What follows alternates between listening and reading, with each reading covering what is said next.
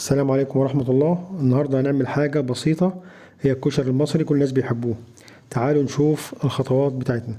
أول حاجة معانا بصل، طبعا احنا بنحب البصل كتير مع الكشري. هنقطع البصل حلقات ونقسم بالنص.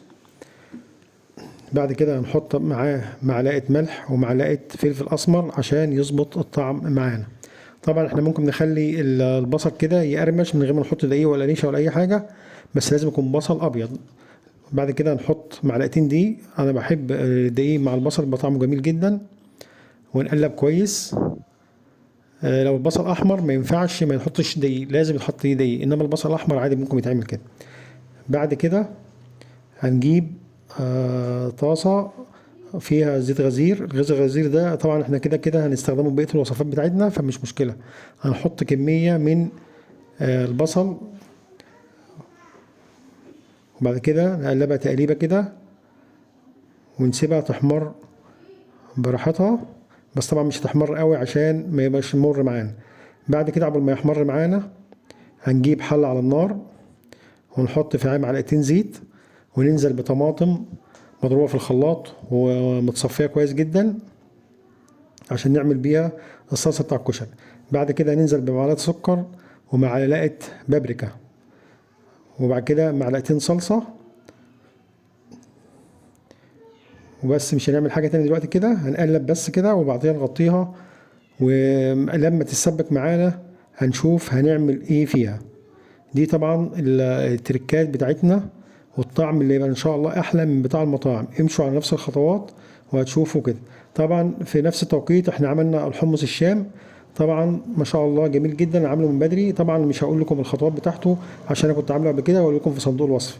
طبعا طلعنا اول كميه من البصل اهو، نحطها في مصفى صغيره عشان لو في حاجه زيت ولا حاجه ينزل. طبعا الكيكه ما تشربش زيت، بس طبعا ايه عشان يتهوى وما يتحطش على بعضيه مثلا على منديل ولا حاجه ويبقى طري. انا بحب اعمله كده على طول. بعد كده جينا بقى الصلصه بتاعتنا اتسبكت، هننزل بالمقادير بتاعتنا والحركات والتريكات بتاعتنا، وهي الكمون والكزبره ناشفه والملح ولو معانا لو في حبهان ولو في جوز الطيب يبقى طعم جميل جدا جدا جدا. بعد كده هننزل لو في مكعب مرق اللي بيحب، مفيش مشاكل، بيبقى ريحتها فظيعة جدا جدا جدا واحلى من المطاعم 100 مرة. بعد كده هنجيب زيت هنحط فيه التوم، وهنستنى شوية كده نقلب فيه اول ما البصل اول ما التوم بتاعنا يبدأ يحمر ما شاء الله كده.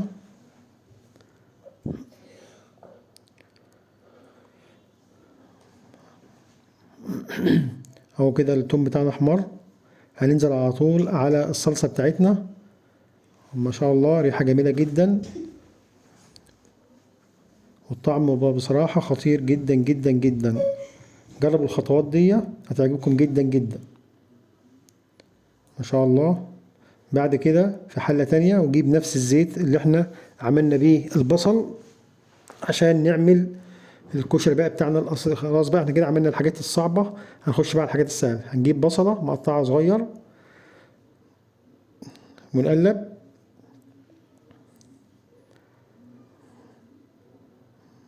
كده، هنقلب شوية لحد ما تبدأ البصل معانا تحمر. اهو كده معانا ننزل بمية سخنة عشان طبعا ايه ما ناخدش وقت في الكشري بتاعنا. ننزل بمية سخنة على طول من الكاتل زي ما انتم شايفين. وممكن كمان لو حمرت البصل اكتر من كده يبقى احلى كمان. بعد كده ننزل بالعدس بتاعنا، العدس ابو جبه. العدس ده طبعا احنا كنا يعني محطوط في ميه من اكتر من ساعه، نص ساعه مفيش مشكله، حتى لو ما حطيتوش خلاص مش مشكله. طبعا هنقلب، بعد كده نظبط الملح بتاعنا، ملح وفلفل. هنظبط الملح بتاعنا ونغطيه، واول ما يبقى فيه 3/4 سوا هننزل بالرز بتاعنا. بعد كده في حله تانية بنفس الزيت برضو بتاع البصل هنعمل دلوقتي الشعريه. طبعا انا بعمل الشعريه لوحديها، وبعمل الرز والعدس برضو لوحديه، بيبقى طعم خطير جدا جدا جدا، جربوه. هننزل بالزيت بتاعنا زي ما قلنا ومعلقه زبده او سمنه عشان نعمل الشعريه بتاعتنا، بتبقى لوحديها ما شاء الله. ما تنسوش تشتركوا في القناة وتفعلوا زر الجرس على الكل عشان توصلكم كل الوصفات بتاعتنا. يلا كده ما شاء الله. كده هننزل بقى بالشعرية بتاعتنا ما شاء الله. الكمية اللي احنا عايزينها مفيش مشكلة، انا عامل كمية كبيرة عشان في عدد كبير هياكل، مفيش مشكلة خالص. عايز تعمل زي ما انت عايز، طبعا مبقولش على كميات عشان كل واحد بيعمل على قد ما بياكل. هنقلب في الشعرية لحد ما تحمر معانا. طبعا اول ما تحمر كده الاول رجعنا للعدس تاني. طبعا ايه كده بقى تلات ارباع سوا. هننزل بالرز بتاعنا ونظبط المية. طبعا احنا مظبطينها من الاول، المية والملح مظبطينه من الاول، مية وملح وفلفل مظبطين كله متظبط. هنقلب كده، هنقلب الرز مع العدس كده، المية مظبوطة ما شاء الله. طبعا كده بعد كده هنغطي عليه خلاص. ننزل بقى للشعرية طبعا احمرت، ننزل بالمية بتاعتنا برضو مية سخنة تغلي. برضو هي مبتاخدش مية كتير، يا دوبك يعني ايه حتى ما تتغطاش، يعني يا دوبك على الاخر كده. وننزل برضو بعد كده نظبط بتاع المية بتاعتنا، نزلنا بالملح. هي مبتاخدش اكتر من 3 4 دقايق على النار. خلاص كده ما شاء الله. كده الكشري بتاعنا يعتبر اهم حاجه اللي هو الرز والعدس ابو جبه كده استوى اهو ما شاء الله مفلفل. وبرضو الشعريه هي استوت مفلفل الحمد لله. بعد كده هننزل نجيب حله تاني برضو بزيت. هنجيب نحط شويه زيت ونحط توم مفروم عشان نعمل الدقه بتاعتنا الاساسيه. طبعا في ناس بنعملها على طول كده بالميه وكده، ما انا بحب اعملها كده.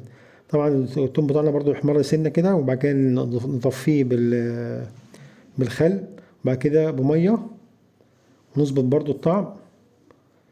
طبعا اول ما يغلي كده معانا ننزل بالكمون والكزبره والملح، دي اللي هو الاساسي في طعم الدقه بتاعتنا ما شاء الله. الريحه جميله جدا ما شاء الله. كده خلاص، كده الدقه بتاعتنا خلاص. نعمل بقى الشطه برضو بالزيت بتاع الكشري دي ما شاء الله. كده اول ما الزيت بتاعنا يغلي كده هنجيب معلقه صلصه من اللي احنا كنا عاملينها بتاع الكشري الاساسي ونحطها على الزيت. بعد كده نقلب،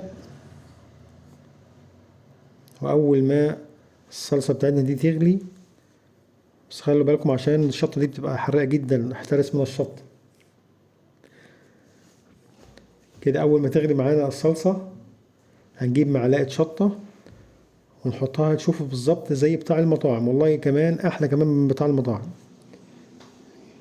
واول ما هي غليت معانا اهو هنجيب معلقه شطه وحطينا الشطه، قلب كده خلاص.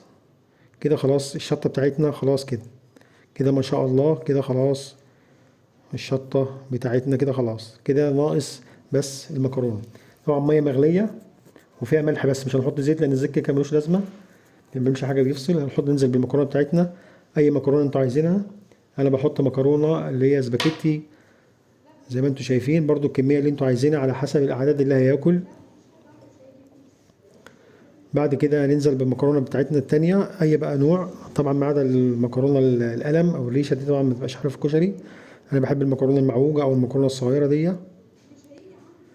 طبعا هنقلب فيها لحد ما تستوي. طبعا الصوت بتاع السوت طبعا عشان المكرونه بتاعتنا تبقى مفلفله ما تبقاش معجنه. هننزل بشويه زيت في حله، وننزل بمكعب مرق او ملح او اي حاجه مفيش مشكله خالص.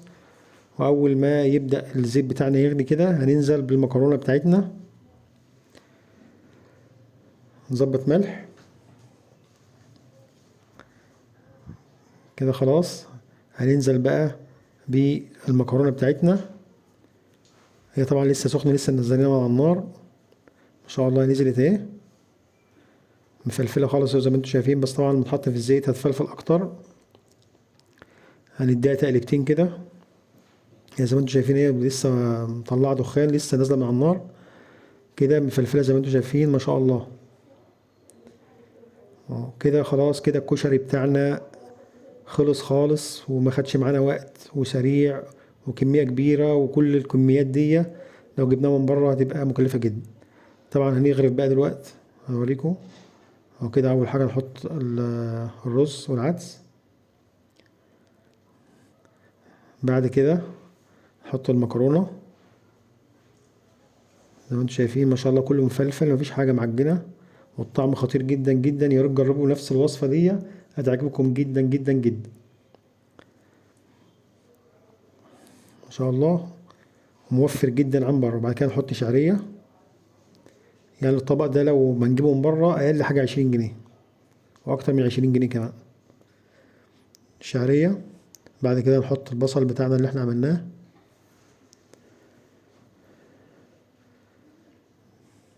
بصل. بعد كده هنرص الحمص ما شاء الله ما شاء الله، ده احنا خلاص. بعد كده هنحط الشطة والدقة بتاعتنا وكله كده، وبالهنا والشفا، وتعالوا كلوا معانا. لو عجبكم الفيديو ما تنساش تشتركوا في القناة وتفعلوا زر الجرس.